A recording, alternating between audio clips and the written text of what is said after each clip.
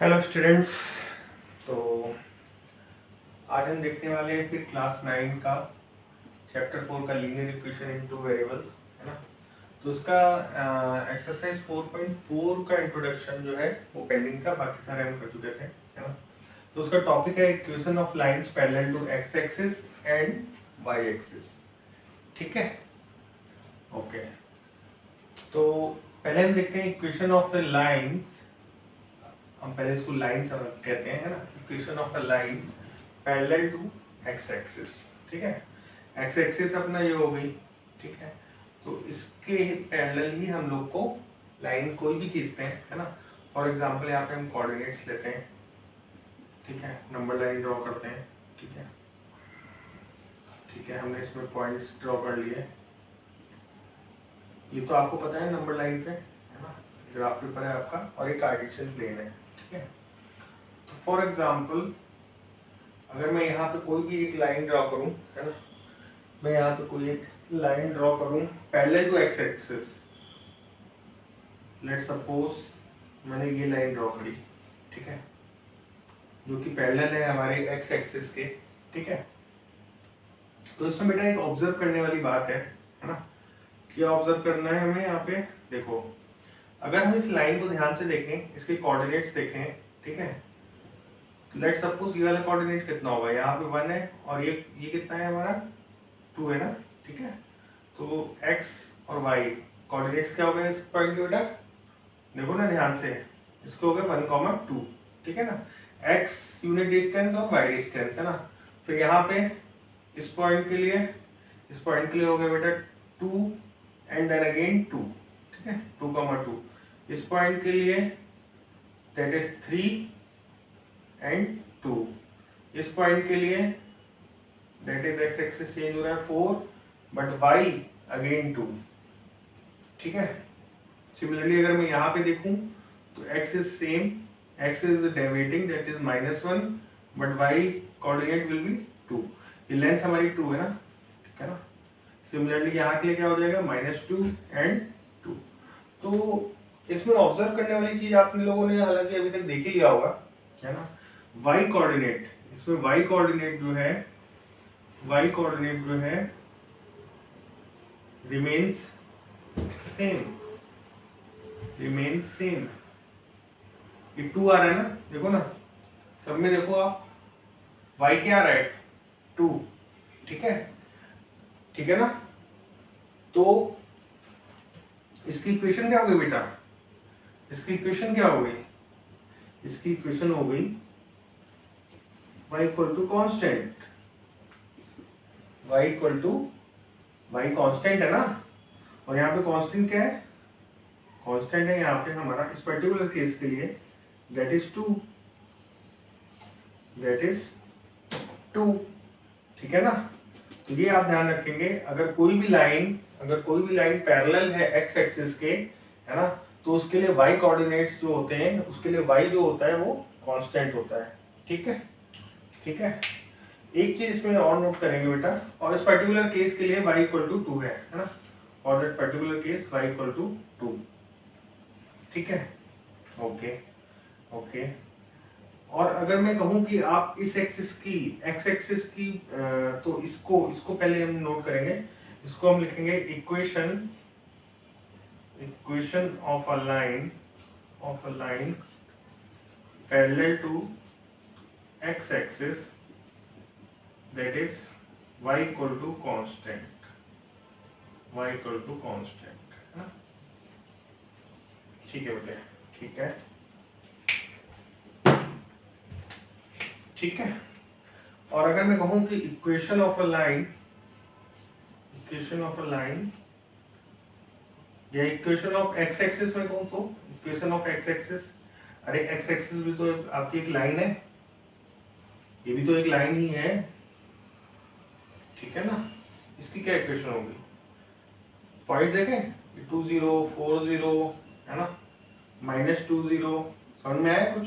मतलब y distance तो 0 ही है ना, तो यहाँ पे भी y जो कोऑर्डिनेट है, y जो है वो कांस्टेंट है ना, और कितना है y equal to 0। y equal to 0 है ना, यहाँ पे 0, ठीक है। तो इस तरीके से क्या हुआ कि हमारा equation of the X axis आ गया y equal to 0 and equation of a line parallel to X axis हो गया y इक्वल टू कांस्टेंट। ठीक है बेटा, ये कॉन्सेप्ट यहाँ तक क्लियर है? ठीक है, ठीक है। अगर हम बात करें equation of a line parallel to y axis, equation of a line parallel to y axis, तो बेटा y एक्सिस के पैरेलल में एक लाइन खींच देते हैं, है ना, y एक्सिस के पैरेलल में एक लाइन खींच देते हैं, ठीक है। ये 4 कोऑर्डिनेट था, लेट सपोज, है ना, ये 4 था, ठीक है। तो अगर हम बहुत ध्यान से देखें, ठीक है, तो जितने भी कोऑर्डिनेट्स होंगे बेटा, जितने भी कोऑर्डिनेट्स होंगे, है ना, उसमें एक चीज आपको कॉमन नजर आएगी। ये कितना हो गया? दैट इज 4:1 ना, दैट इज अगेन 4:3, ठीक है, दैट इज 4-2। यहाँ पे आपको क्या देखने को मिल रहा है? अरे ये एक्स कोऑर्डिनेट देखो ना आप, यहाँ पे X coordinate x equal to constant मिल रहा है ना। तो equation of a line parallel to y axis क्या होगा हमारा? x इक्वल टू कांस्टेंट, और यहाँ पे इस पर्टिकुलर केस के लिए कांस्टेंट क्या है? That is 4। तो अगर कोई लाइन है, ठीक है, अगर कोई लाइन है और वो पैरेलल है y एक्सिस के, ठीक है, तो उसकी इक्वेशन होगी x इक्वल टू कांस्टेंट। ठीक है बेटा। अब सेम अगर हम इक्वेशन ऑफ y एक्सिस कहें तो इक्वेशन ऑफ y एक्सिस, अरे ये कोऑर्डिनेट्स क्या होंगे बेटा? 0-1 है ना, 0-3, 0-2, ठीक है ना। तो x यहाँ पे आपको क्या दिख रहा है? x क्या दिख रहा है? x की वैल्यू 0 है ना। इक्वेशन क्या हुई यहाँ पे बेटा? y एक्सिस के लिए इक्वेशन क्या हुआ? That is x equal to 0। ठीक है, क्लियर है ना? Equation of the line parallel to, तो बेटा यही कॉन्सेप्ट था, है ना, जो कि आपको लर्न करना था, जो कि आपको सिखाना था मुझे, है ना। और यही हमारा इस पर्टिकुलर एक्सरसाइज का टॉपिक है ना। एक बार फिर से देख लेते हैं, एक बार फिर से रिवाइज करते हैं, है ना। तो कहता है equation of a line parallel to X axis. हमने कोई भी लाइन एक parallel to X axis draw करके देखी, तो हमने पाया कि उसका जो y कोऑर्डिनेट है वो हमेशा कांस्टेंट रहता है। ठीक है, तो हमने एक फिक्स हुआ, तो इससे हमारा ये निकल के आया कि that y equal to constant, और एक पर्टिकुलर एग्जांपल के लिए y इक्वल टू 2 है। इन केस बेटा मैं एक लाइन यहाँ पे ड्रॉ कर दूं, एक लाइन यहाँ पे ड्रॉ कर दूं, कहाँ पर? चलो इसको थोड़ा एक्सटेंड कर देते हैं, इसको थोड़ा एक्सटेंड कर देते हैं, 5, 6, ये कितनी होगी लाइन बेटा? ये वाली लाइन का इक्वेशन बताओ ना। 6 से गया ये पैरेलल टू एक्स एक्सिस, बताओ। अरे y इक्वल टू 6 हो गया ना, y इक्वल टू 6 हो गया ना, ठीक है ना। और अगर यहाँ से जाए लाइन, तो यहाँ से जाए, इट इज -4, क्या हुई equation? y equal to -4, y equal to -4। अभी क्लियर है ना? ठीक है बेटा। Similarly for the parallel to y axis, ठीक है, तो इस केस में हमने देखा था कि हमारा x की वैल्यू जो है वो कांस्टेंट रहती है ना। इस पर्टिकुलर केस के लिए x इक्वल टू 4 है। अगर मैं सिमिलरली कोई दूसरा एग्जांपल लूं, है ना, सिमिलरली कोई दूसरा एग्जांपल लूं और एक लाइन आपकी यहाँ से गुजारूं, है ना, तो इस लाइन की इक्वेशन क्या होगी बेटा? इस लाइन की इक्वेशन हो जाएगी x इक्वल टू -2। -2 से होके गुजर रहा है ना, जितने भी यहाँ से हमारे डिस्टेंस होंगे, दैट आर कांस्टेंट, है ना। कोई भी कोऑर्डिनेट आएगा तो x कोऑर्डिनेट दैट इज -2, तो यहाँ पे x क्या हो गया? -2 हो गया, है ना। और यहाँ पे क्या था इक्वेशन इस लाइन का? That is x equal to 4, है ना, x इक्वल टू 4। और y एक्सिस के लिए क्या हो गया था हमारा? y एक्सिस के लिए क्या हो गया था? क्योंकि x की वैल्यू 0 है, तो x हमारा आ गया था 0। तो ये चीज आपको बहुत ही ध्यान रखनी है, ठीक है। इसमें एक्सरसाइज में जो भी 2-3 क्वेश्चंस हैं that are based on this concept only, ठीक है। तो हम एक तो एग्जांपल सीखते हैं, उसके बेसिस पे आप इजीली एक्सरसाइज को भी सॉल्व कर पाएंगे, है ना। ठीक है बेटा, तो एग्जांपल देखते हैं। ओके ओके,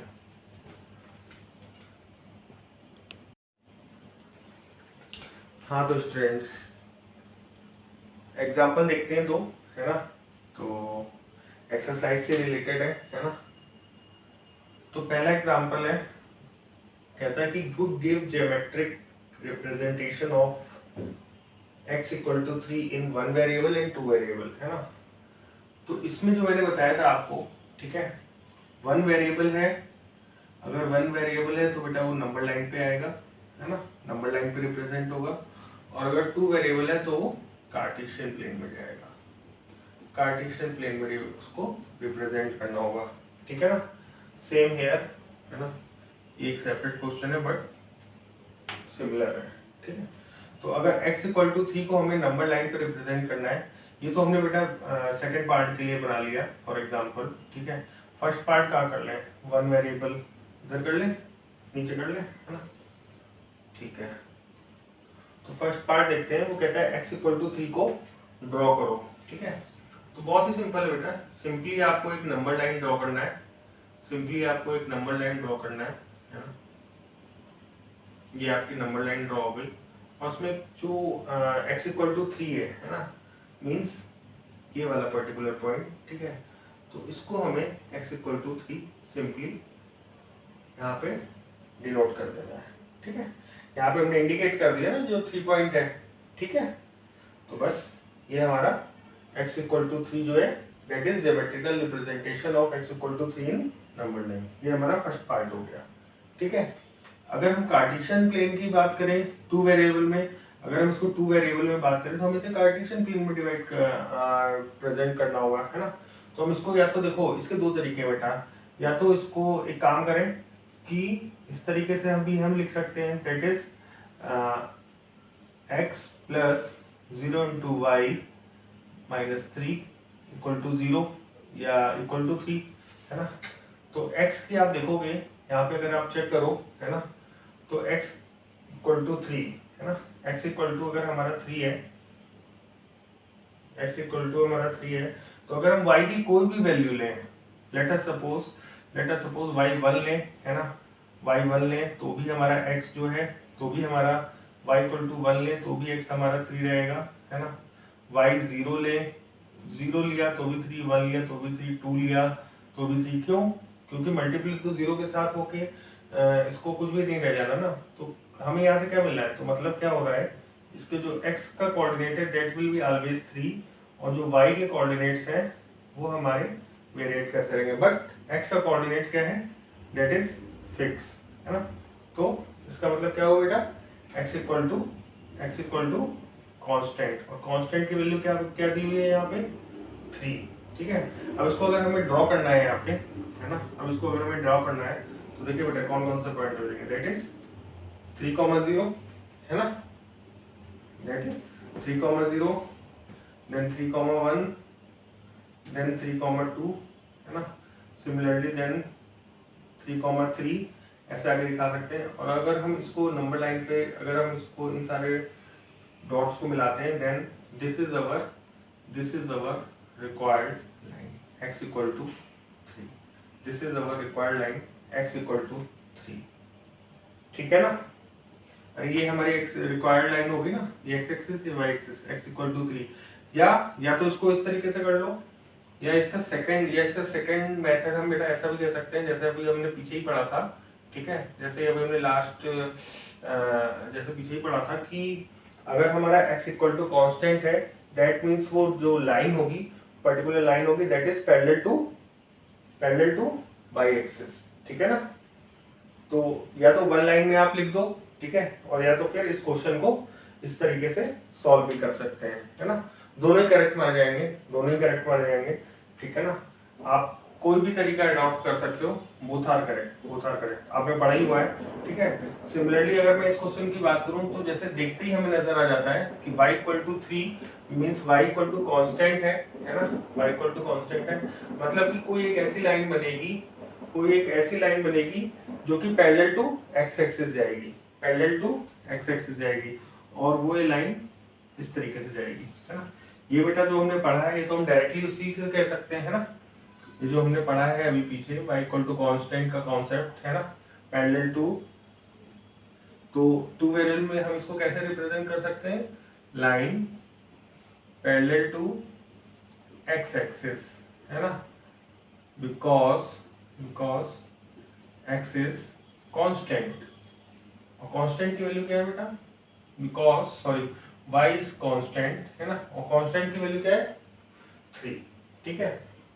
और वन वेरिएबल में सिंपल जो मैंने पिछले आपको बताया था that will be represent in 0 1 2 3 है ना। अच्छा इसमें एक चीज ध्यान रखना, कहीं आप माइंड में ये मत सोचो है ना कि y इक्वल टू 3 है तो इस नंबर लाइन को हमें इस तरह से परपेंडिकुलर बनाना होगा, ऐसा नहीं होता बेटा। नंबर लाइन हमेशा स्ट्रेट ही होती है ना। वो तो रिप्रेजेंट करना है, हमें कोई पॉइंट को रिप्रेजेंट करते हैं, x हो y हो z हो है ना।